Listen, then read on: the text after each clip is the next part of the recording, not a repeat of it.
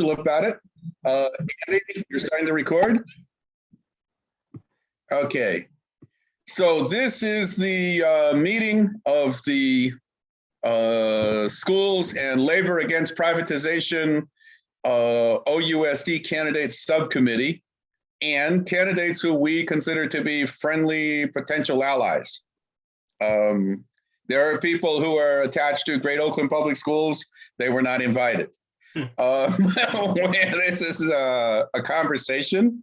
So we have decided to change the format a bit for our candidates here. We're not giving you an SAT score. We're not giving you a bunch of stupid questions so you have to solve all the problems of the world in 90 seconds. What we're really asking you to do is to share with us as comrades, as people who are working on this thing together with us, your ideas and your plans. And we have divided the evening into 3 parts.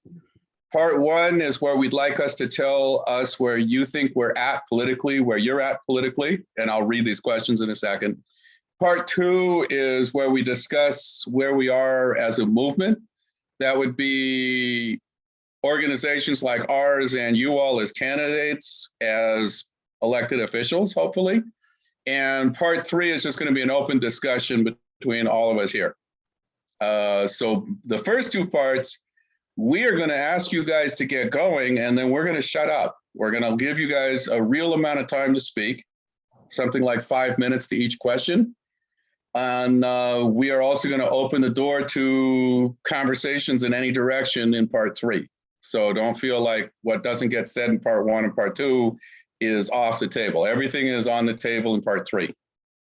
So if that works for everybody, yeah? Just a point of clarification, I will be the timekeeper.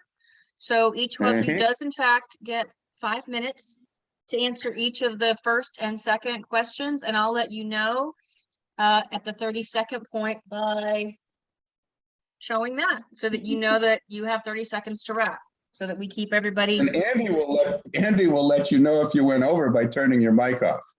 We will move to the next person.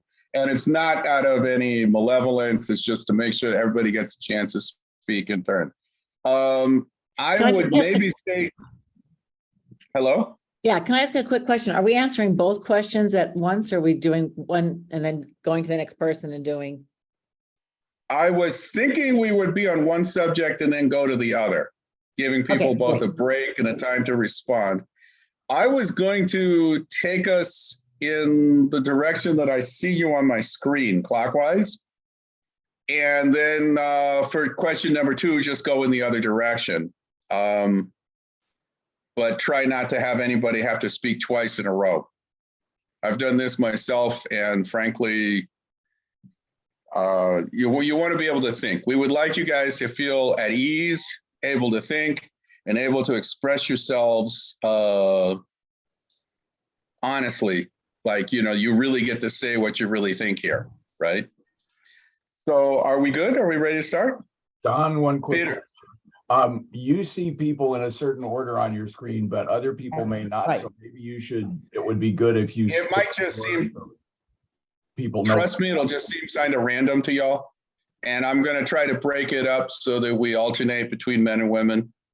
And I'll just kind of practice modern moderation. If I find that certain people, usually myself, speak too much, I will call in other people when it comes to that part. And then the first part, I'll just kind of get people on here in an order that breaks women and men up. We have 4 women here, 2 guys. And just try to get everybody a fair chance to speak and mix the order around a bit. Does that work for everyone? All right, so part 1. Part 1 is, where are you going politically? We don't want to hear about like where you went to middle school. We want to hear like responses would be like, what do you hope to accomplish as a school board member? What do you see as the challenges facing the school district, the Oakland Unified School District? What are your views on privatization in our schools, the Howard Terminal? Or something else. If there's something that we're not asking, but you feel is important, we'd like you to speak now. Let us know. Max, could we start with you? Ay, So you got about 5 minutes. If you'd rather we start with somebody else? yes, please. Okay, how about you, Jennifer? Do you want to take the number one spot? Sure. We'll get back to you, So Max. where are we going? Where am I going politically? I won't tell you about my middle school experience. I think for me, the biggest thing has been school closures. And I know Max and I both came from La Escuelita, where we went through that process. And I think the devastation that it had to the community, the devastation it had to the Parker community, a lack of engagement at all from the district. I mean, it was pretty much of a surprise move to all of us, and the disruption to students and to families. And one thing that really struck me a lot at that time was the determination of the parents to keep the school open. And I think that really that's really been driving my campaign. I also believe in implementing the resolution for reparations for Black students. I feel that this is really a central part of our district's work and of where I see things going politically. And then out of that, I started to think a lot about the budget and stuff, and how lack of the transparency. That one thing that really has struck me about this election is the number of community people running. And I know, Don, you said earlier, people weren't that interested in the school board, but when I look at each of these districts, these are community people that just have had it with what's been going on. And I think that, I think it's really the community saying the district has to be accountable and has to authentically listen to the community when they're making these decisions. So things like the budget, I mean, we should be able to explain these things. We should be able to know them. We're SSC, parent leaders are asked to vote on these things at the school site. We often have no idea what these things are. And they're often given very quickly with no ability to really think about the outcomes. So I think that for me, community involvement and really honoring the voices of students and parents and community leaders and teachers and site staff is essential. Along those same lines, if it doesn't benefit the classroom, I think we have to really put it aside on the budget and look and see, why are we doing it? That we should really know what these things are. And again, going back to school closures, they have to stop. Privatization, I'm totally opposed to charters. I know there's different discussion about charters.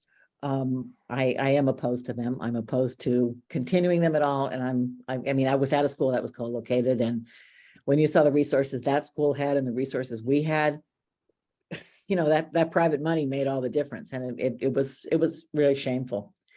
I think we have to do a needs assessment that's really led by the community and by parents and by students and teachers about for each expenditure in the classroom, in the site. I think I don't have a position on Howard Terminal. I know that a lot of people here do. It's not something as a school board member I would see having a huge impact on. I also have to shamelessly admit I'm an A's fan, and I would love to see them stay, but I don't want to do that at the expense of the community either.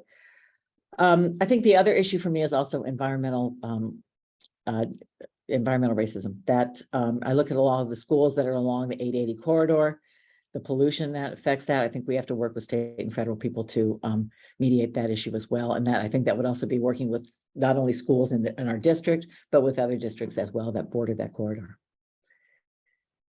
I think that's everything. I've also been a teacher in the district for 27 years. I just retired. And I was active as a parent. My own kids went to Oakland Public Schools. They're grown now, and my daughter's teaching in Oakland Public Schools. So, we have a long history of activism in our school as well. All right, well, thank you, Jennifer. May we get one of our two gentlemen to volunteer to go next? Okay. Max, did you want to jump in, Max, or? Sure, I'll Okay. jump in. Okay, well, where I see myself going politically. Well, like I said, this is my first time on this rodeo. I want to come up front. I'm a construction worker. I build houses. That's what I do for a living. After seeing all this, what's happening to our schools, to our students, to our teachers, I just had it. You know, someone has to come and step up and fight them. And the way I see it, and I just call things the way that they are, I see straight racism towards Black and brown communities. I see corruption at the district level. So I decided to run for school board director so that I could try to change this, so that I could also inform the Latino community of many of these things that are happening that we were not aware. I personally was not aware of many things that I've been finding out since February. And that's the type of information I want to bring out to Latinos, to all the Spanish speaking, which, believe it or not, there's many Black people that speak Spanish. They don't speak English, and they were not aware of all of this. So one of the challenges that I see happening, it is trying to get this information from the district, trying to get the actual numbers that they are basing their closures on, or where this money is actually going to. Because I see it to going only to people on management, not to teachers, not to classrooms, obviously not to our students. So I think that is the biggest challenge we'll be facing, or I'll be facing as a school board director. On the privatization, I just don't see a point of having a charter school, especially because they close our public schools and they put a charter school in that place. So I don't see that. It doesn't make sense to me having closing a public school to open a charter. So I'm against it. I'm against of seeing children being in 1 or 2 classrooms and then having to jump to a different school to continue their education. And that's what charter schools do. Howard Terminal, I wish we could have done something so this could be on the ballot and we could vote against the Ace Stadium. Just because current stadium, it's a big area. It's got a freeway entrance and exit right there and then. It doesn't influence the traffic on the streets. By them moving into a new area, it's gonna be chaotic for that whole community. Another one, they're gonna use our public money, all those funds that could be used to either make housing for the homeless people, or to bring programs that could help low-income communities, or even to fix our streets. That's where all that money could be used instead of going to a new Ace Stadium. And yeah, I think that's all I got. Thank you. Well, thank you. And remember, we'll have like a time to add to these conversations here. Get one of our 2 women still here. Valerie, Picolia, one of you want to go first? Can everybody just make sure that you identify which district you're running in? I see that Jennifer is in D2, Max is in D2, but it's not evident for the others. If you could just clarify in your conversation, that would be helpful. Thank you. All right. So which of you 2 would like to go next? And then I'll finish with Go ahead, Val. Sure. Thank you so much. Yeah, so my name is Valerie Batchelor. I work for the California Federation of Teachers, and I'm running in District 6 for school board. And so to the question of, like, where do I see myself politically, or where do I see myself going? It's really down the same path that I've been going over my entire career. I've been in the labor movement for over 15 years, specifically in the public sector, working with educators from all over, from childcare providers all the way to our UC faculty and classified staff. And I see every day the challenges that they face. And I actually see it when I get home as well. So my husband is a teacher at Oakland Unified. He teaches at Fremont High School. And Oakland is really facing a lot of challenges, and part and parcel of those challenges is our district's mismanagement of our budget. We do not prioritize what's going on in the classroom. We do not prioritize our educators and classified staff. We do not prioritize supporting the whole family, not just the student. And I really want to change that. As a school board member, I really want to make sure that our school sites, that there's a democratic process or democracy is brought back to our school sites, so that we build our school site councils to make sure that those places are places where parents not only push what they need to, but are educated around what they are able to do at those school sites. Because a lot of folks, as Max was saying, do not know the power that they have at their school sites. I want to work with all city council to make sure that our students are fully integrated into whatever budget process we have, so that they can advocate for the programs that they want to see in the future. And I want to make sure that our labor partners are treated with respect, not only when they go to the bargaining table, but also in their classrooms every day. Again, I've seen the trials and tribulations through my husband's lens of like what happens inside of these classrooms and at some of our sites. And this is part of the reason folks are getting pushed out, right? People are not getting the resources that they need. They have to dig into their own pockets, and they're also not getting paid enough for the work that they're doing. So this is creating an unstable school system that is pushing not only our educators out, but our parents out, and allowing charters to come in and privatize our education system. And I want to stop that. I want to make sure that we have a majority on that board that can stop these school closures, that can prevent charters from continuing to creep into our district and take away the resources from our classrooms.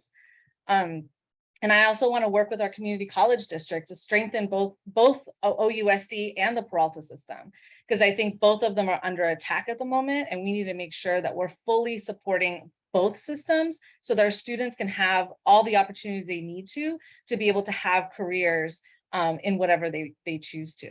When it comes to the Howard Terminal, once again, through the work that I've done in the public sector, I fully am against the privatization of any of our public spaces.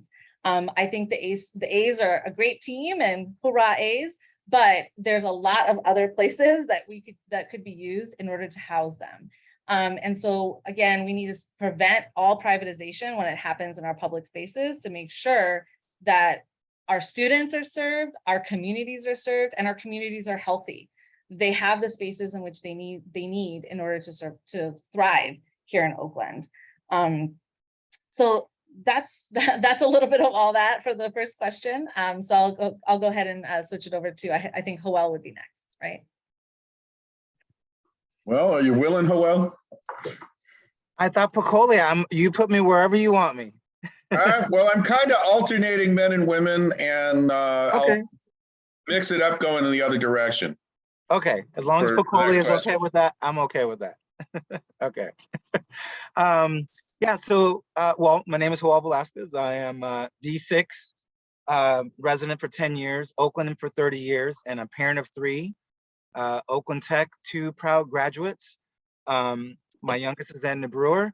And just to kind of give folks maybe at home, I'm a parent that has been affected by school closures, not just at Lakeview in 2012, where we let a sit-in, also Westlake, we all know. And some of you may not know, my son also attended La Escolita after Lakeview was closed. So I'll just kind of leave that piece there. I do want to circle back and talk about some of those pieces. I kind of want to create a little path to this question. And then when we have more open discussion, maybe I can go back and cover more. I'm gonna make sure I have my timer on too. So yeah, I mean, there's steps here. As far as politically, I just want to say this, it sounds weird from a school board. I don't want to play politics. I am not here to play politics. That's not what I'm here for.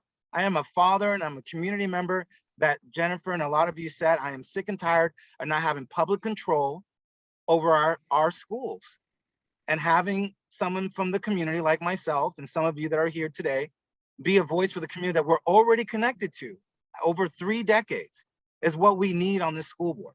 So when I say I don't want to play politics, I mean that I want to make decisions that are going to directly affect and positively affect my students, my kids, because that's what we're here for, my families, and all of our communities, not just in D6, but in Oakland. So how do we do that? Yeah, we're going to end school closures. Is that enough?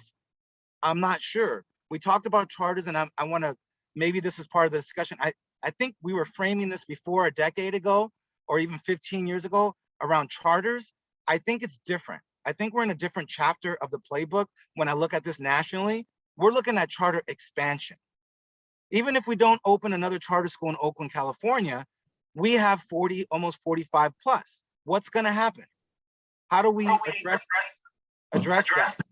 So, sorry, I'm getting an echo. So I think we have to, you know, when we talk about what are we building, we need a citywide movement that's really starting to frame and understand what's happening. And also the policies that are coming from Libby Schaaf's office, from David Silva, from Kira, being paid by privatized. Her salary is not paid by the public. And so people really start getting understanding that it's not just charter expansion, it's not just charters approvals, it's the privatizing policies that are coming into our school districts across the nation and in Oakland. So I just want to, I think I got 2 minutes left. You let me know. You're good. You're exactly right. Okay, so we want to, this is what I believe. This is for me. And I love to hear back later on from folks. If we take a deep dive in our central office, we are top heavy in our management, in our admin. We know that already. We had a consultant come that we paid in OUSD to tell us what we already knew. It's not just recently. There's somewhere in the estimate between 10 million to 30 million that can be saved around central office staff. So we talk about sustainable, you know, ongoing money. So if we can do trim from the top so we can better impact and provide resources for our students and our teachers in the classroom. Then we look at our sustainable community schools, that the money is already coming in. It's already been approved for this year, correct? For 2022, 23, money will be coming in for that. So that process will be starting. And now a lot of people want to argue that's one-time money. Well, if we look at our central staff, some of that money can offset and we have that long-term money. So I just want to be really clear on kind of what we're saying about how do we get there? Because someone's, oh, we have to be fiscal responsible. Well, let's stop fighting over the scraps. Let's stop fighting each other. Shouldn't we have the same resources across the district, whether you're in the flats or in the hills? And then the last, I think the last piece, I mean, there's multiple layers here, right? So I think it's pretty simple. When I talk to parents and I talk to folks across the district and not just in Oakland, what do we want? What did we have when we were younger? We don't have trades back. We talked about what Max was saying. We don't have trades in our school sites. What happened to art, music, and some of the trades? Thank you, 30 seconds. So I'm gonna wrap it up. So I think when we talk about this, it's not rocket science, you guys. It's how do we get these basic things? We have academic needs, but we also have to start introducing trades back into our school sites for folks, for kids like my son that doesn't want to go to a four-year college, but he can make $80 as an electrician. There's nothing wrong with that. And we got to start being real and tangible with our communities and start offering that and how to connect them to the unions and the place that we're in here in Oakland and have a path to those jobs. So I think that's my 30 seconds. That's your 30 seconds. Thank you. All right. I think Jean Kwan must be sitting somewhere with her spirit floating in the sky, because you guys actually all stayed within time. Picolia, would you like to round this out for us? Be the last one. Yeah, sorry, I had to move because my internet got unstable. Can you hear me? I can hear you fine. Everybody good? Great. Okay. So hi, everyone. My name is Picolia Manico. I'm running for school board director in District 4. You know, like many of the other folks, I'm a parent. I have 3 students, 1 in college, graduated 2021, and 2 who go to dual language immersion schools here in OUSD. We're a Spanish language learner family, and please don't test me on that. Max got to hear my Spanglish the other day. You know, when it comes to the question around where am I going politically, I definitely didn't expect to be running for school board. And, you know, those that know that I've been doing this work for 25 years. And so for me, the fight around equitable budgeting, transparency, community schools, right? These are things that I've been fighting for a very long time, and have had very limited success here in Oakland because there is a definite agenda in this district and in this city that does not want those things, right? And that's why I'm running, because I got tired of sitting on one side of the dais and being told I have a minute or 2 minutes and not being able to affect the change. I've sat on different committees in the district to come up with some of the same recommendations that we've watched board members waste, lots of money to then have professionals come in and say. And I think that there are a lot of different ways that we can improve. And so my priorities, when I'm elected to the board, would be really about strengthening the demands that community have already lifted and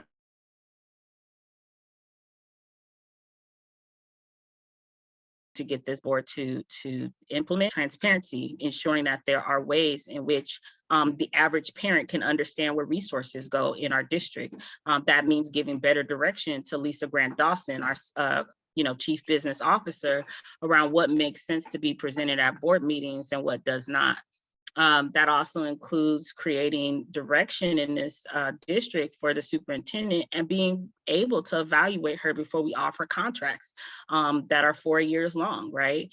It also means setting direction around when administration is doing its job and when it's not doing its job. We have an after-school crisis, and it's not very clear right now in our district how we ended up here, why grant funds aren't being expressly given to CBOs to help recruit some of these amazing community members to support our students.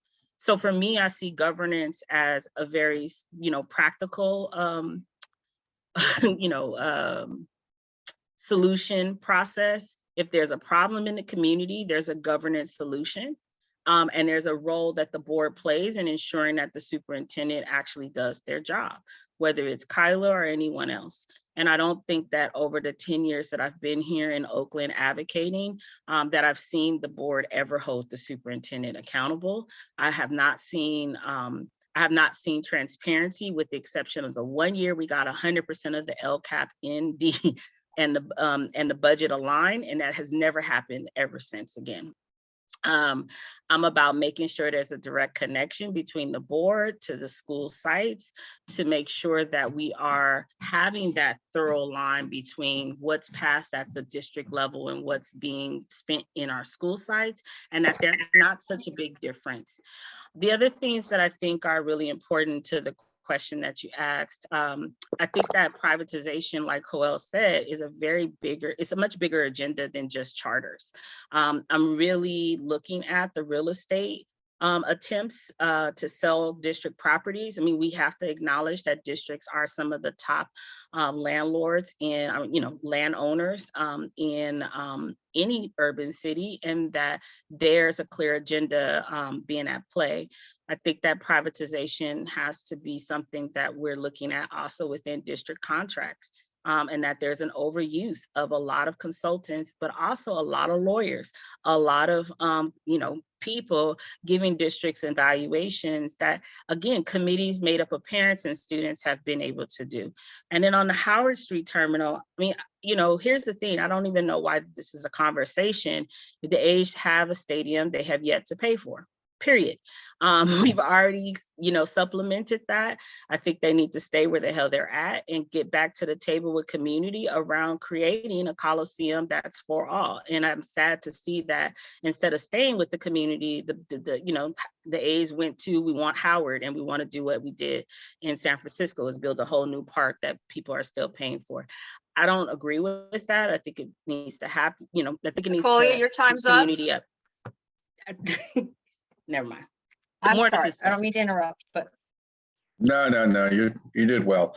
So there's one person missing, and that's Mike Hutchinson. He accepted to be here and confirmed, but then he got called away for a meeting of a subcommittee of the board. And since he chairs that subcommittee, he's kind of got to be there. It's the charter subcommittee.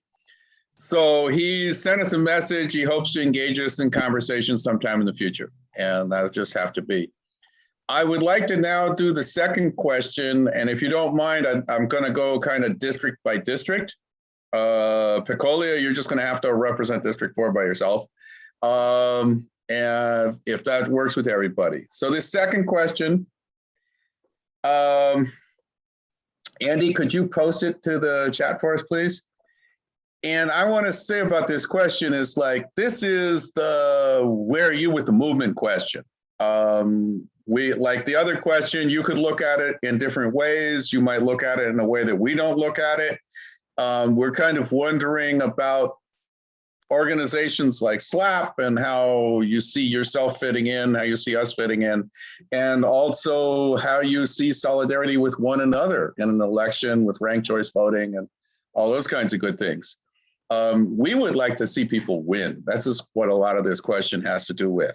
So I'll read it. And the question is, how do you envision building community, which will include parents, teachers, students, citizens, to support and educate about the issues facing the district and the city? How will you help build the pro-public schools, pro-public sector movement? I'd like to start with District 2. Max, would you go first this time? The way it's already happening. We already have a community getting together. We have gotten together to do all this, shut the town down, all these other rallies and marches that we've done, where we are informing the community of what is happening in Oakland, what is happening to our public buildings. And, you know, I think we,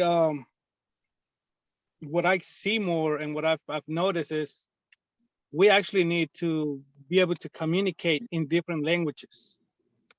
Because not everyone speaks fluent English. Some of them is like, it's really chopped up, worse than mine. So it's hard to communicate. It's hard to translate and let them understand what is actually happening around this community. And I could say this for myself. I was in Chinatown. Out of about 100 people that I spoke to, I got maybe 3 highs and maybe 1 or 2 good mornings, because they could not understand what I was trying to tell them. I don't know if it was my accent or what it was. Went down to my Latino areas, and I was talking to them in Spanish. So I think that is what we need to do. Have a way to bring this information in different languages, and we could actually unite this community more. At this moment, you know, we have teachers and parents working together, union members also, where we are in different ways informing the people or the community in Oakland what it is happening around. So I think that's something we can do. We could still continue to do that work that has started and that it became stronger this year. And at the school sites or being on the district, I think we'll be able to also target more designated areas, and we will know exactly what language we need to present this information with. And what I see more important, it's also trying to teach our students about the history of this country. Our Black students, teach them how they were able to overcome slavery and how they were, for example, Mexico, helping the Black laborers, or, you know, it's something that is not shown on history at this moment. And that is what is putting us apart. So we need to find and communicate those areas where we have been together and working as one in the past, and resurrect and do it in the present. Continue working as one. Thanks. Okay. And maybe we could also teach a little bit more of La Reforma, not just the Cinco de Mayo. Jennifer, would take this next one.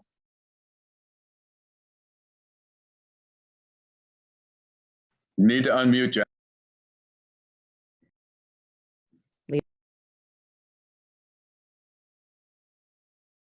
You're on mute, Jennifer.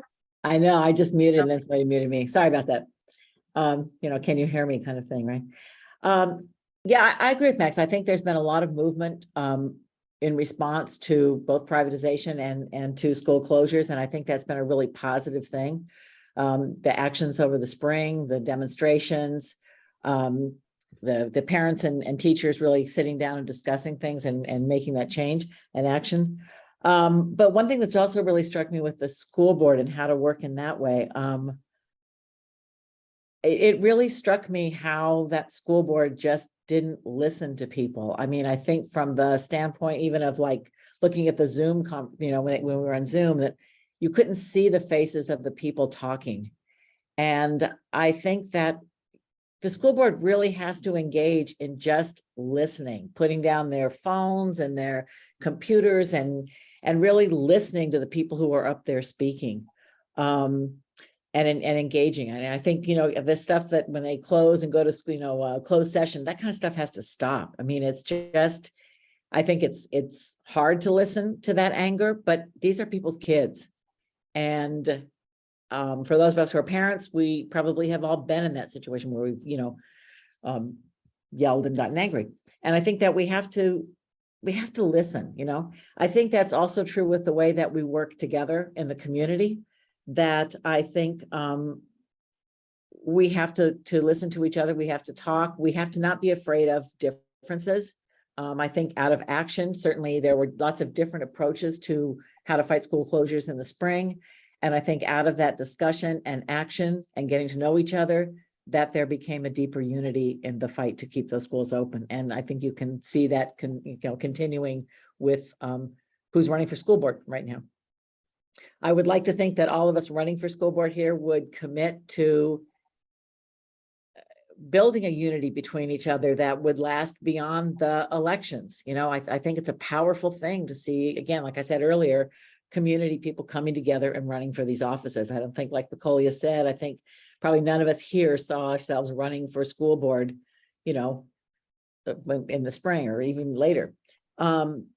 And I think the animosity on the school board, I think if we can elect people who come from the community, who come from the struggle, who come from building unity out of differences, then we'll see a school board that can actually act together and take deeper stands against the district. I mean, to be able to demand that, things like, working together to demand that Kyla answer questions in the school board meetings, that we get our information earlier than, I understand they get the budgets or the agendas 2 days before the meeting. Well, we can't talk to the community if that's when we're getting the information. We need to talk, we need to think about possible outcomes. We need to go back to our students and our families and our site people, the teachers and staff, and talk these things through so that we can have a more coalition kind of action.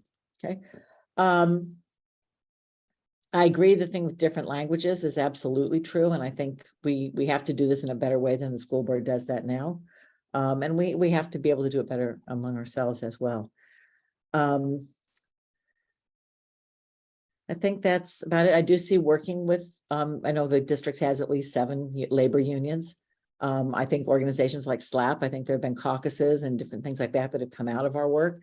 And I think we have to build that unity and a platform to have that discussion and continuing discussion and getting to know each other with those as well. Thank you.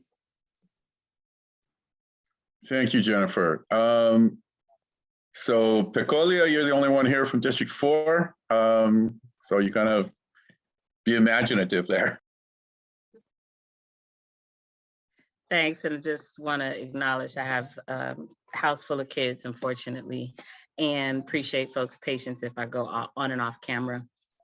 So when it comes to my vision for building community, this is work that I do. I am the executive director of Bay Area Plan, and we do believe in organizing parents and families to build their power and to develop their leadership.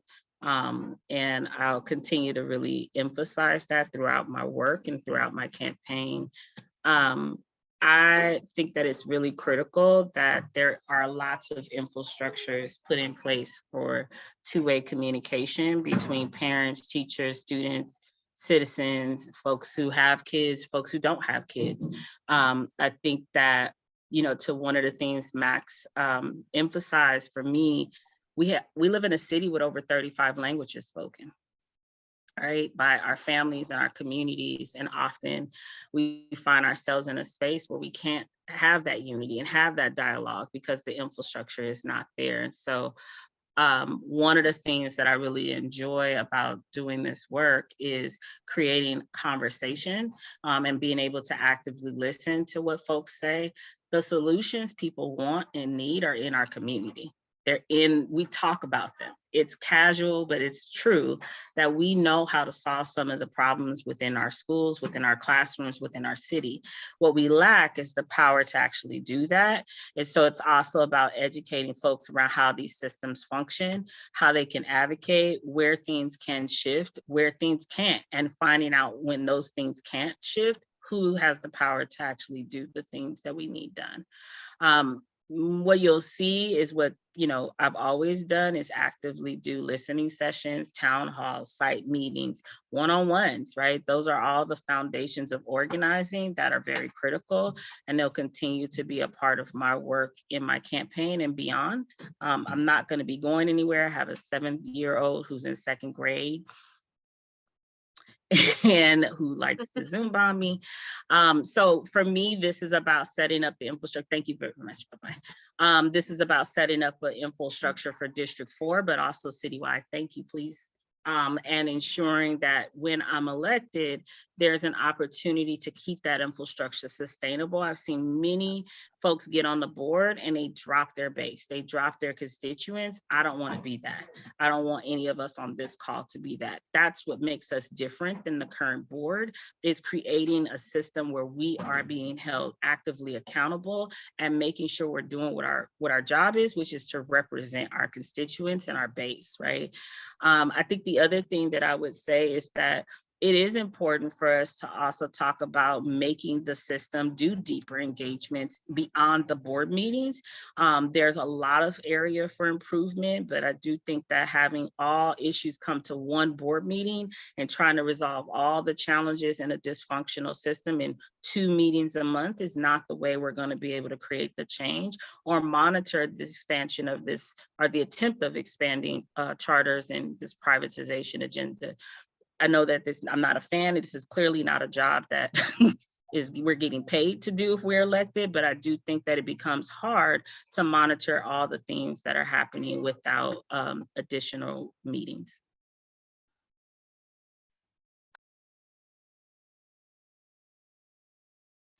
Don, you're on mute.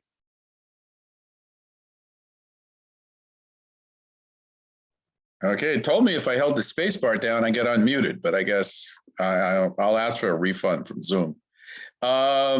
Next, we'll move on to District 6.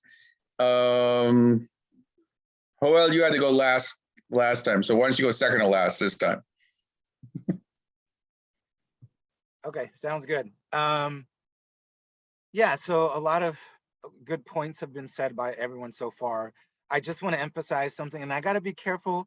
I keep feeling like sometimes things now are taken out of context. So let me preface what I'm going to say first. I really admire all of my teachers and all the folks that have been organizing and doing this in Oakland and around, the country. I know some of the folks here work not just in Oakland, and I admire and respect that. But I just also need to get better emphasizing what I've been doing. I've never been paid a penny over 20 years of all the organizing I've been doing. I've done all of it because I care. I've done all of it because I've seen what happens to my communities after schools get closed. I've marched next to teachers at every single strike, not sending my kids to school, missing work, not getting paid, passing up job opportunities. So I just want to emphasize a piece of that question, that I am and will continue to do this because it is one of the most important things in my city, to provide resources and a school space for my communities. And I don't want to see what's happened to my children, even though they've made it through it.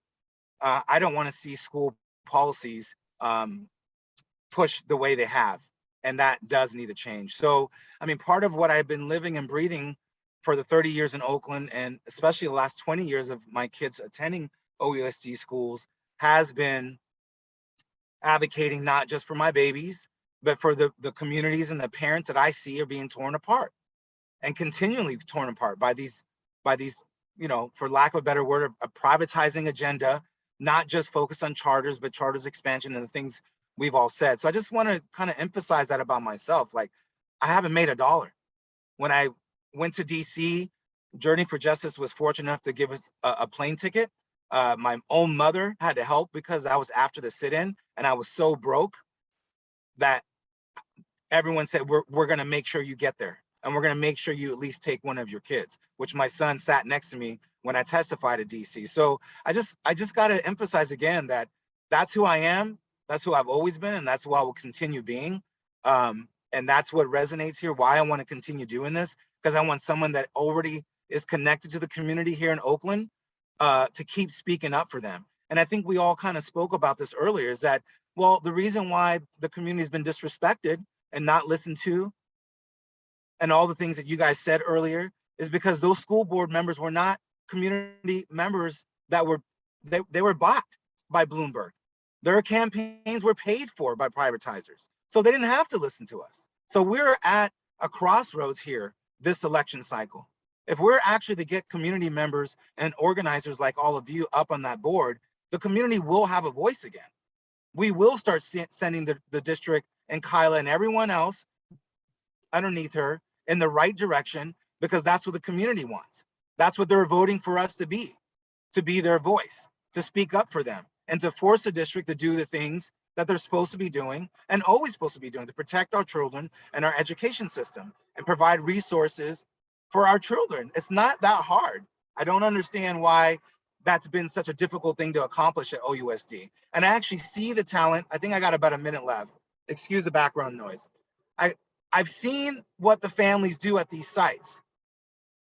I go on my own time to other school sites to see what they need, to see what they have missing.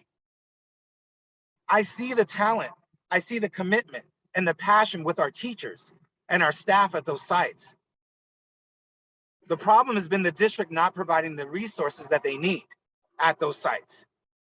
When I had children at 3 different sites, I had Westlake didn't even have paper to print. And then I had Piedmont that had resources before school and after school programs. And then I had Tech that had everything. How is that possible that a school from a mile from each other has these drastic disparities on resources? That's impossible. So I've seen it. I've been to 7 different sites where my kids have attended. I've walked on these sites in my district and throughout the city, excuse me. And so I'm just here to let you guys know that will end. That is going to end this election cycle. We're not going to allow that to happen anymore. So thank you. All right, Valerie, could you put in the last word here? Yeah, sounds good. So following all of these amazing speakers, I agree with everybody on everything. So, you know, one saying that we have in the labor movement is sometimes the boss is the best organizer because they do stupid things that make people really upset. And, you know, the school closures, as challenging and as frustrating as they were, I think really galvanized this entire community. And you can see that by the candidates that are here and the candidates that have stepped up to really say enough is enough, right? I don't know about y'all, but I went to grocery stores, go to school sites. People are talking about, did you want to go to that school board meeting? Did you hear what happened? That's so infuriating. What actions are we going to take next? What's going on, right? And we need to take that as an opportunity to engage our community in such a deeper way. And this election is the way to do that, right? Having those one-on-one conversations, educating folks as to what the school board is, what it does, how it impacts them and their families right now, right? By having those one-on-one conversations, we can grow a movement to not only push out the charters and, you know, end privatization, but make sure it never comes back. And that's what I want to be able to see here, right? Because again, as Bacoli and others have said, we need to see 7 generations beyond us. And right now I'm seeing 7 generations that are going to be going to charter schools, that are going to be, you know, in private or have private spaces or public spaces become private. And I want to make sure that I'm on that board that says absolutely not. This is absolutely not, you will not build a stadium on the Laney campus. Absolutely not, you will continue to cut classes and cut schools, right? We need to build the society that we want to live in. And again, we have this amazing opportunity of you know, you all and other folks have been amazingly engaged during these school board closures. Let's continue to build on that, and let's get folks elected to the school board. Let's get a super majority elected to the school board so that we can end this now and forever. And let's make sure that that super majority then supports every single site, every single classroom, every single educator and student at those sites and classified staff. And we need to also build this movement to show other cities that we can do this here in Oakland. You can do it in those cities as well, right? When things like this happen, they catch fire. And so we want to be able to say that to San Francisco, to San Jose, and beyond the Bay Area, right? So again, we have a real opportunity with this election to engage, to educate, organize, and mobilize our community to say, hell no, we will not take this anymore. And we have the amazing opportunity in all three races to have two public sector supporters defeat potentially the privatizer that's trying to get into those seats. And we need to make sure that we take that opportunity, we have those one-on-one conversations, we mobilize people to take action, and we get those ballots sent in, right? In order for that supermajority to take over in January and to prevent these things from happening and to continue to roll back some of the policies that this last school board, supported and pushed. So that's what I'm willing to do. And again, as an organizer, I have those skills. I've been doing this for 15 years and I am hella passionate about it. I haven't done it for the money. I've done it because it's really amazing work. Every time I talk to a worker, they transform my life as much as I transform their lives. And I'm still connected to some of those childcare providers from Massachusetts that were able to win their union. I'm still connected to some of the fast food workers in Las Vegas that I supported and helped, right? I'm still connected to the UC faculty here at Berkeley, where we were able to win a historic contract that has never been seen, right? So I carry those folks with me every day, and I feel and I want to energize this campaign with all of those stories and all of those voices to support public education. And I think we can do it. And I think this election is really where we need the rubber to hit the road. Well, thank you. Now we're moving into the part of the conversation where we're going to open up the floor a bit. And I realize that I think I'd like to have some license to do a little more aggressive moderation here. So the first thing is Nick is going to be keeping an eye on whose turn it is to speak, which is not keeping me from saying, hey, you know, so-and-so, you haven't said anything, right? I might want to just kind of mix it up a little bit. There's also like, we kind of have this question answer paradigm. But you know, you just might have something to say. So if somebody just has something to say and it's not a question, it's just a statement, I think we should be happy to call on you and give you a minute to say it. Just if everybody's okay with that.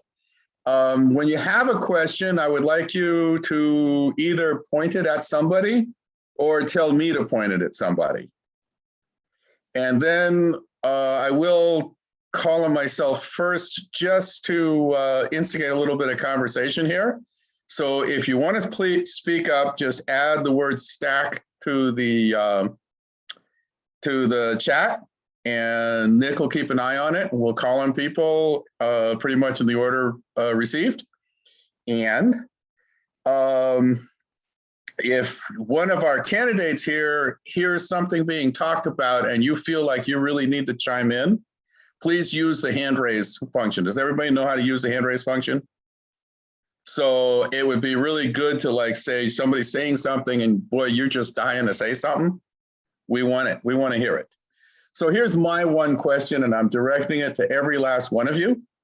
And it'll take us about 5 minutes to get through y'all, and then people can put themselves on stack. My question is very blunt. Will you use ranked choice voting with your other progressive candidate in order to win this election? And Max, I'm going to start with you. Okay, there it is. If I would just rank voting, you know, the way I'm running, it is, I want to be the voice of that community. So I do want to have the community to give me to speak through me. That's pretty much where I'm coming from. I don't want to be a person that it's taking decisions on its own. I do want to bring the whole community and then so they could actually speak and see and decide. So yeah, I don't think I'll be doing that rank voting. All right, Thanks. Jennifer? I will be doing ranked voting. And I will be doing ranked voting with you, Max. I think those are two solid voices. And I do like the ranked voting. So yeah, I will do it. Picolia? Hey, so yeah, I love ranked choice voting. I don't know if people remember what happened before those days where you had to then do a runoff and everyone had to go back. It's really pure OD hell. So I will be, encouraging my supporters to put me down as one. I think that it's important for those folks who are, wanting to support both myself and Mike Hutchinson to put him down as two. I don't see a value lost on that. I do think it's important to, be able to have one of the progressive candidates or one of the people from the community on the board. And at the end of the day, we're trying to get to 4 votes, if not 5. And so for me, it's really about staying clear about the moment that we're in, because we may not have this moment ever again. All right, District 6. Yeah, you want to go first, Valerie? Sure. Yes. Joel and I have had many conversations already about this. I think we're still getting to know each other, but we share a lot of the same values. We share a lot of the same ideas. And so I'm happy to support him and also myself in this way, because I think once again, in our race, at least, it's anybody but Kira, and anybody is Joel and I who turned in our papers. So I'm happy to say yes to that question.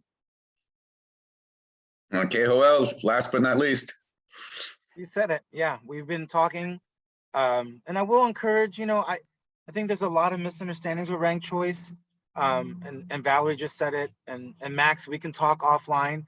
But the win is that making sure that the other side doesn't get in that seat. And so if I end up, of course, Valerie and I are going to say the same thing, vote for me first. And if not, then Valerie, right? I mean, that's number 2. And we're both going to say the same thing, and we're going to let the chips and the voters decide. But at the end of the day, we get each other's votes wherever those chips fall down. And I think it's really, really important that we, this community here, community folks, really get that seat. So we got to be, I've seen races, and again, we can park this, but I just want to share with maybe the group that this is hard. Like even Valerie and I were like, well, let's just wait. And I don't, just for transparent, I don't like how OEA framed it, but at the end of the day, Valerie and I were going to do this anyway. I think, I don't think there was ever a point where we weren't going to say that we were going to rank choice, because that's to protect our community. That's to protect that seat.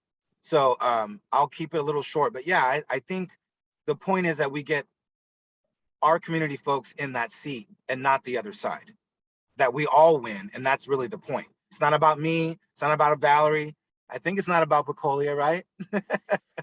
It's about all of us getting those seats and getting control of our board back. And that's more important than us as individuals. So I hope it's okay for me to say that. All right. Jennifer, you got your hand raised. Yeah, I do. And I'm gonna lower it now. Yeah, I agree with what you guys are saying. We also have someone who has supported privatization in our District 2 election as well. So I think that really is important as far as the ranked choice. We didn't invite him. I know, I know him.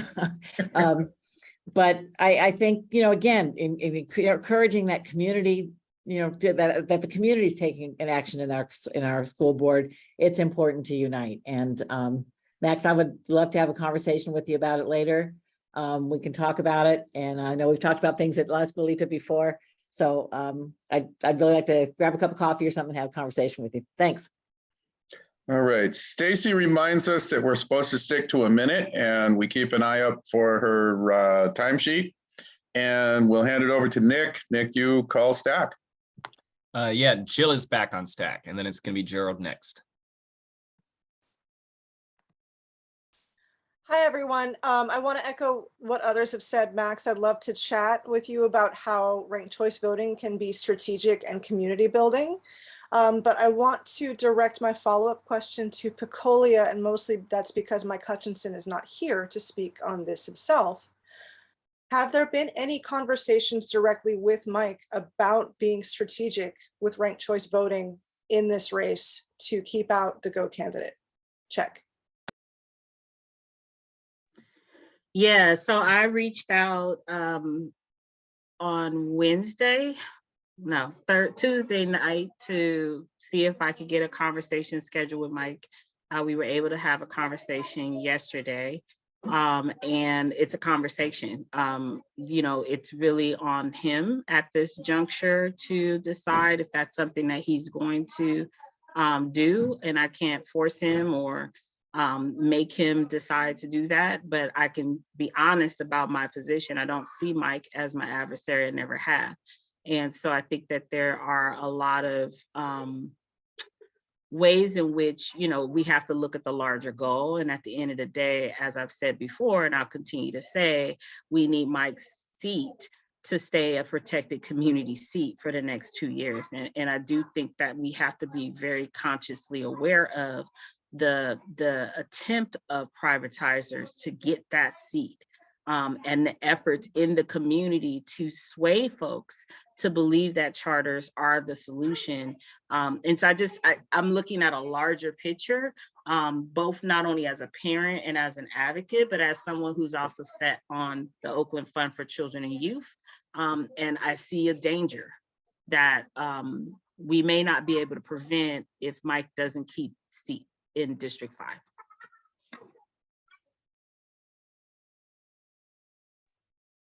All right, thank you. We're gonna go to Gerald.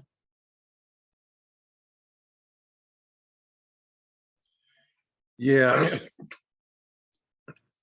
I'll talk to you, Max, after our meeting. But I want to just tell people this ranked choice voting is so important that actually that was the reason that Tapscott lost the election. Tapscott was actually 200 votes over the other gentleman that won, right? Clifford, that won in District 7. Well, what happened? How could he have more votes at the end of the site? Then, well, what happened was Tap to this day doesn't get it. So we have to patiently explain the ranked choice voting to every candidate so that they get it. All right, because once they get it, here's what happened. Tapscott didn't want to talk to any of the other candidates. He wanted to crush them. I understand competition, but well, I learned from the, Jean Quan incident where she clearly had less support than Parada, but she wound up winning ranked choice voting.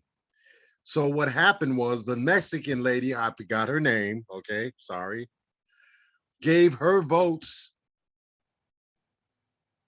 not to Tapscott, but to the dude that wound up winning. And that's how he passed Tapscott. It is essential that we understand and practice an intelligent strategy of ranked choice voting. That made the difference. That's why Tapscott lost the election. Finished. All right. Thank you. Next is Stacy. I just wanted to make. Max just raised his hand. I don't know what you should do. Okay. Yeah, I just want to say, yeah, I do understand about rank voting. But the reason I gave my comment that way is because this moment, I did not know exactly where Jennifer was standing on. So it's like, I felt like it was only me and kind of David going at it. And it's like, I sure don't want to go with him.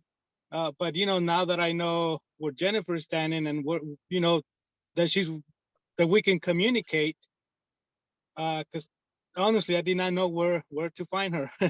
And me, I'm always at La Escuelita. You can't miss me Monday through Friday. I'm right here. So, but yeah, I'm definitely good for the rank voting and making making a team so that we could accomplish our goal. Thank you. Okay, thank you, Max. And then back to Stacy. I just wanted to make note that there is a question in chat that Andy put. Or excuse me, Stephen, I'm sorry. Stephen Miller has a question for all, and I just wanted us to make sure that that doesn't get lost sight of. I can read it now, or we can wait until the chat stack is exhausted.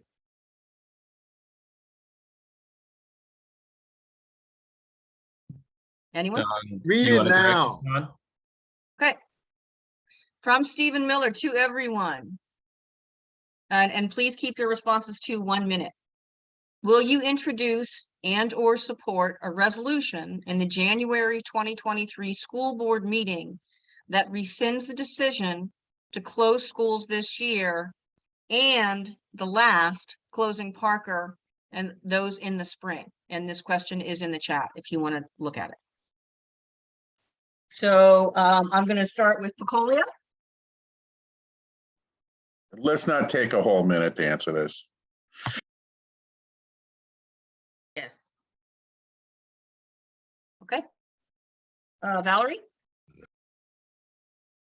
Yes, and I just really quickly want to uplift Community Day, which was another school in my district that was closed last year, and Carl Monk that's set to be closed this year as well. So yes, I would do that. Max? Yes, I will definitely will. Especially not just Parker, but we have La Escuelita Middle School that was closed. I want to bring that back. And I want to say I'm on the fight.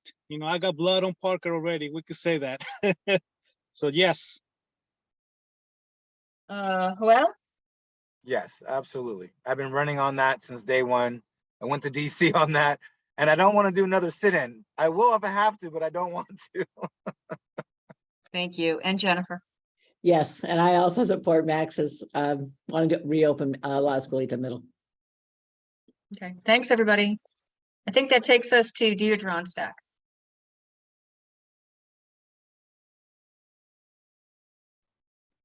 Okay, can you hear me? Mhm. Okay, so my question is, given that over the last 12 years, the school board and the school staff and the administration has become totally saturated with people who might think they're doing good, but who are fundamentally privatizers, who want to destroy the public schools. They'll have a couple community schools that look good for publicity purposes. But this is, James Harris said, oh yeah, Thornhill won't be there anymore. They're planning on just destroying everything. Are you willing to get into the weeds and stop them at every moment? And do you have the network and the skills to look at how it is they are coming up with these weird other little proposals that end up being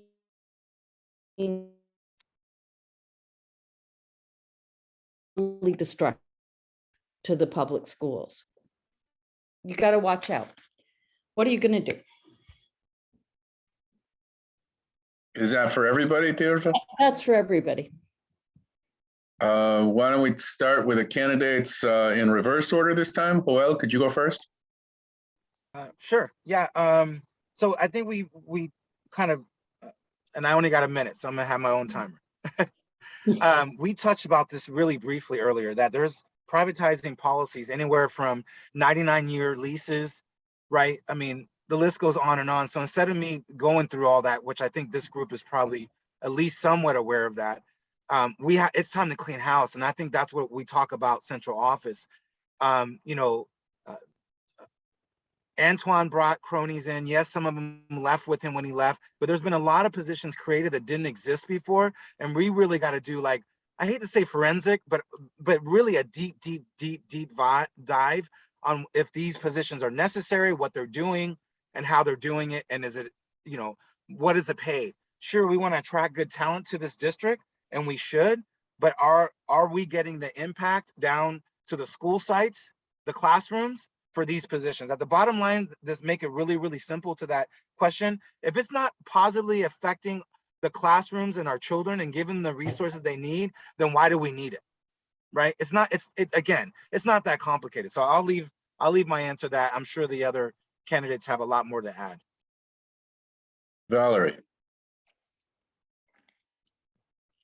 Thank you. So similarly to what Joel said, yeah, just doing a clean sweep of that administrative office and figuring out how is every single one of those positions affecting what's going on in the classroom? And if you're not affecting it in a positive way, what exactly are you doing? Because that is not an effective way of handling the district. Kim and others have told me, you know, like there's, you know, our district spends over 500% more than other districts do on administrative staff, and that is unacceptable in my opinion. We need to spend that money in the classroom. We need to be paying our educators and classified professionals for the amazing work that they're doing. And we need to be providing those resources for the work that they need. We also just need to really be clear and make sure that we're looking into every single position that's being hired in the district. The district has just gotten some money from the community schools funding, and they've already started hiring community schools coordinators without having any sort of community engagement around what those folks are going to be doing, right? So it's, you know, that's why we have to have a majority on that board that can do the whack-a-mole of figuring out like where are all these different pockets of things that are happening so that we can combat it with a collective voice, push back on it as a collective board, and make sure that we're working together on that board to look at everything that's happening in the district. Colia, please. So ditto on the forensic analysis or zero-based budgeting is another way that we talked about it. The district has never done zero-based budgeting. I want to speak to another part of this. We don't talk enough about the fact that we have 40-something charters and that the majority of them have been renewed in the most craziest ways. And so I do think also we need to evaluate and just begin to reabsorb a lot of charters back into our district.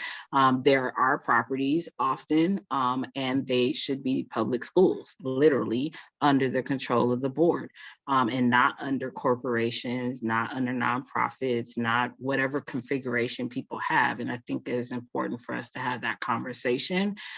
I think also we need to talk about the agenda and the collaborations that surround the school district and the city when it comes to these ideas of privatization. I see a lot of things like Oakland Thrives and, you know, all these intermediaries who are having a impact on the agenda. And I think it's important for board members to be aware of those things and interrupt that influence as well. Jennifer, please. Yeah, I agree with what everybody's been saying. I think that we do need to look at every single administrative position. I think that we need to go back when we look at this community service money. It's a lot of money. And I think we need to go back to the communities and the people who that money is supposed to serve and determine what those sites and what the people working at those sites need. I think that one of the advantages to all of us running right now is that it will be a more progressive board if all the people here, you know, win, at least in the seats. And I think the pushback there, I know Deirdre, you just asked about how would we organize against this. And I think that having, you know, it's been really hard to organize when there's been two people on the board, you know, always voting against and questioning things. And I think with the majority, we can do more with that. I also agree. I mean, a lot of these organizations, I know I worked at MLA and Ed 78 was deeply in there and deeply funding some of the work that we did. And they really do pull a lot of strings. And it was kind of a weird situation working with them. But yeah, anyway, that's all I have to say. Thank you. So Max, you round it out for us?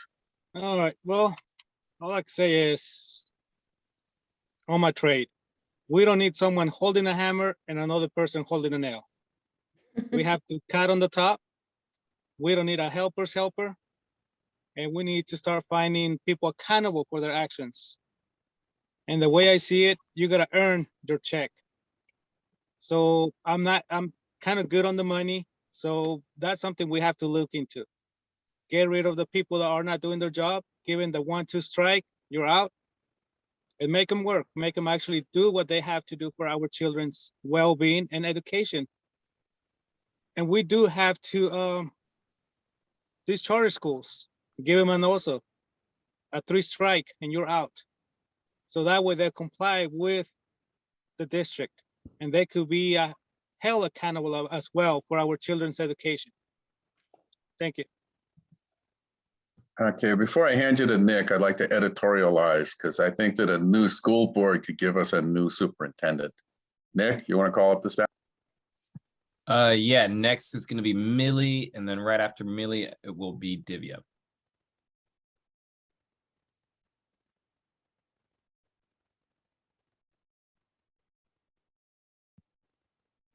Millie still here? Oh, Millie, have you wandered away? Maybe go to Divya and we'll get back to Millie. Yeah, we'll go to Divya next. Okay. Hey, you all. This is Divya. I teach at Oakland High.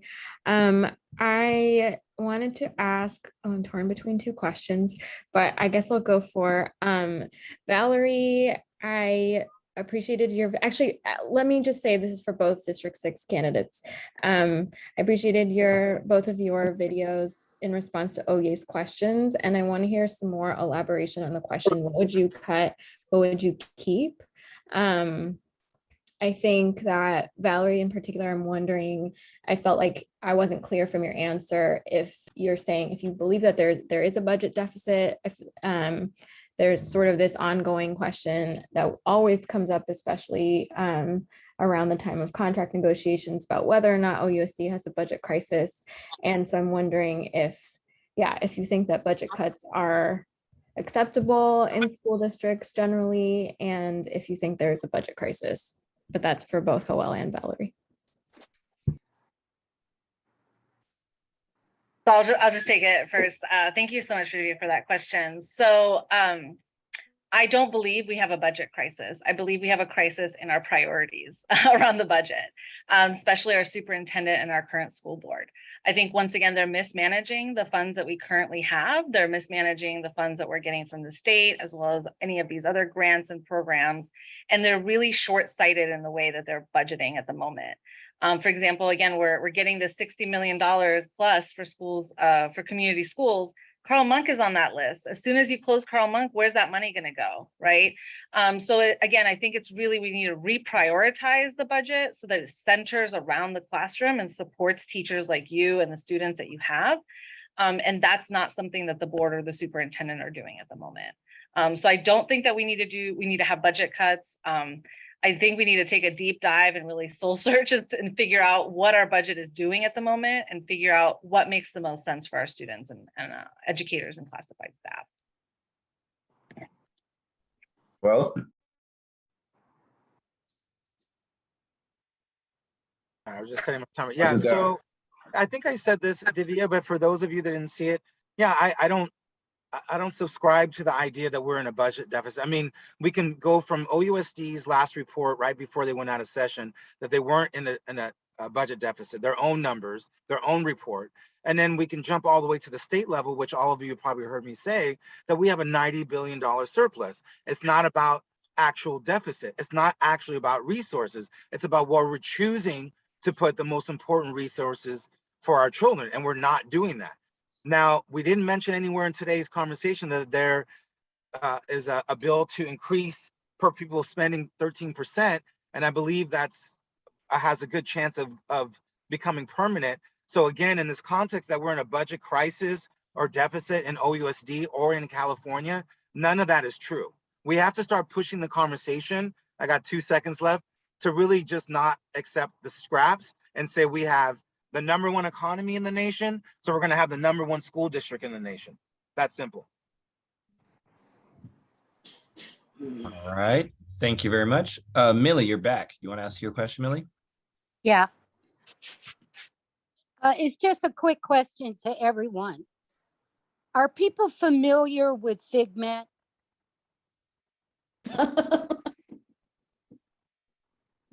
Okay, why don't we take them in order? Max, would you like to go first? Yes, and my personal thoughts is that they should not be here in our district.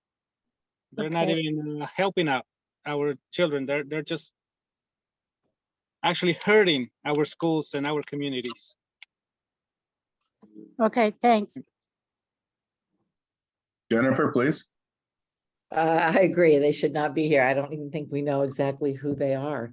Looking at that report, somebody put a link to it, and I mean, there were so many punitive things in there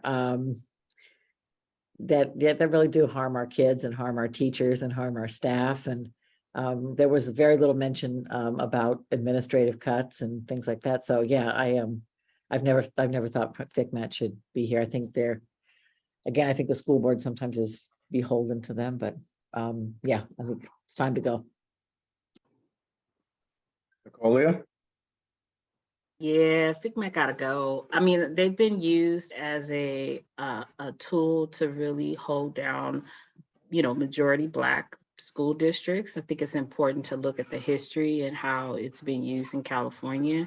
I think, we experienced it when we were passing the reparations for Black students policy. They used the FICMAT trustee used their first ever stay threat to make sure we didn't prevent closure of schools. So I think that tells us exactly what they're about.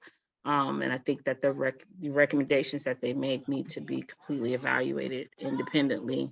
That's just how I feel. Oh, well, you want to take next? Thanks. Sure. Yeah, so it's not, someone even put in the chat, which I was gonna say, it's not, it's an NGO, right? It's an appointed, and it's been used as a tool to force kind of closures and other fiscal responsibilities onto our districts. I think this is just a good example. I don't know if you guys witnessed this, and I'll try to keep it real fast. There was someone that came out of behind the red curtain was one of the trustees during this process. I don't know if you guys remember that. And it was really interesting that he thought he was actually going to override the board, because there's a question in the chat about that. So once we get public control, the question is, how do we keep it, and how do we keep the state from coming back and trying to take control of our district again? Because I promise you, you heard it here. If we get us back onto the school board, the state is going to be claiming that they need to take over control again. So we have to be careful of all of this. Valerie, last word to you. Yeah, I mean, I agree with what many folks have said. Our school sites are not just about dollars and cents, right? They're about the social emotional learning, the academics, all of those pieces. And that is totally left out of the FICMAT report and not even calculated within what they're talking about. So I think that them as an organization needs to get out, needs to not be a part of what we are doing here, because they have this is part of a continuation of penalizing our students generation after generation for something that was incorrectly done by many, many administrators ago, many state officials ago. So I think we need to prevent, FICMAT and other folks from telling us how to run our school district. Nick? All right, thank you very much. I think we just have 2 questions left and we might have time. Michael Rubin will be first, and then Peter Brown is our last question. Thank you. I have more of a comment than a question, but I am interested in the question. It seems to me that one of the things that we only touched on, and it's fairly important to me, is the need to have an ongoing organization, citywide or even more, depending on how well we can do. I think that I'm interested in how the school board candidates feel about SLAP. Are they willing to take some responsibility for maintaining SLAP as an organization and helping it grow. I think the more it grows, the more we can accomplish. The things that we've been talking about are really, like, in my opinion, the first steps to our schools. The other thing is, I want to say is that among other things, I'm a representative of the Green Party, and the Green Party is. I'm going to give a full report of tonight's meeting to the Green Party when it comes to endorsements, and I just wanted people to be aware of that. Oh, and going back to SLAP for a second, my understanding is that SLAP is meeting on the 31st of August, a general meeting, and I'd like to confirm that and get the location over. Do people want to respond to this about what you want to do to help build SLAP? We don't have a lot of time left. Maybe that can be done really quickly. All right. If I can, I just want to say I was actually there on the first meeting that we had when we came with the name SLAP, and it says it all: schools of labor, anti-privatization, and that's what we need. We have to promote it more. As parents, as a school board, we could start teaching our constituents about SLAP, what it meant. And many of us have media on different cities and different states. And we could also show them what it is about SLAP, and hopefully SLAP will all become on a different states. So we all could be united and be stronger. And like I always say, we need to fight as one. Thanks. Any other candidate want to address this? Okay, Valerie. Sure, I'll just say that I've always supported rank and file organizing when it leads to, drastic social change, right? And so I think organizations like SLAP are crucial to keeping both our democracy alive, as well as keeping privatization and preventing privatization front and center.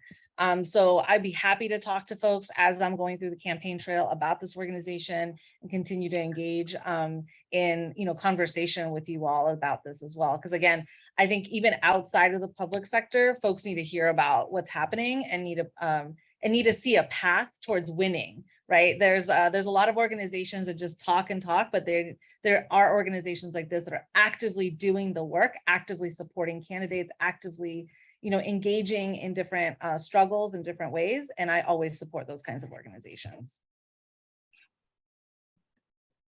And I'll be really quick. I am always down to support with the organizing skills and continuing to spread education around what SLAP is. And so, as I have done, and I will continue to do, is just to continue to be a good organizer and pass the skills along. Sorry, Peter, I'm going to call time on this and call this the last question. We're at 7:29, and we can break tradition by starting and stopping our meeting actually on time. I'd like to thank everybody who participated. This is 10 times better than most of the discussions we've had. Stacy has her hand up. Michael had a question about the 8:31 meeting, and I think it would be good to just clarify that is in fact happening, and make sure that everybody on this call has that information. And there was a I don't brief. think the date location is actually confirmed yet. Is it going to be Zoom or is it going to be in person? Divya, you're on the steering committee. The date is not confirmed, but it's going to be an in-person meeting, and it's probably going to be the week after that. The week after 8:31? Yes. Okay. Now, Are there we any also plans? said, go on. I'm sorry, Don. We said I was that just gonna the ask about- committee was going to have What a does that chat mean? after. That's not an Excuse me? answer. All right, Gerald, what? Did the person just say it's not confirmed? It's probably going to be a week after that. Come on, man. That's the Okay, answer, Gerald. but It's this not is- confirmed, and it's likely to be a week after, but we have to make sure there's a space confirmed for it, and we have to make sure the steering committee meets before the meeting. So those things haven't happened yet. So definitely it will not be the 31st. Yes. All right, that's something. Okay, thank you. Good, because All right. Don't worry, Gerald. You can party with me. It's my birthday, and just bring me party stuff, okay? Well, hopefully Gerald could cook. Stacy, could you wait a second? We said that we were going to have the committee meet after the candidates left. Are we still up for that? Okay, then let's thank our candidates, and we'll all be in touch. We'll probably do some other public event of some time with you, and I really feel like a dialogue got open tonight, and I personally will do everything I can to continue it. And everybody does have my contact information, so I'm glad to serve as a point of contact. So with that, I'd like the candidates to sign off, and then we slappers can talk among ourselves. You're all Thanks so much, incredible. everybody. Thank you, everyone. Thank you for having us. I voted. Thank you for having us. This was a great. Thank you. See you all soon. Thank you, everyone. Bye. I'll see you soon. Bye. Bye. And I just want to confirm it's okay for me to stop recording at this point. All right.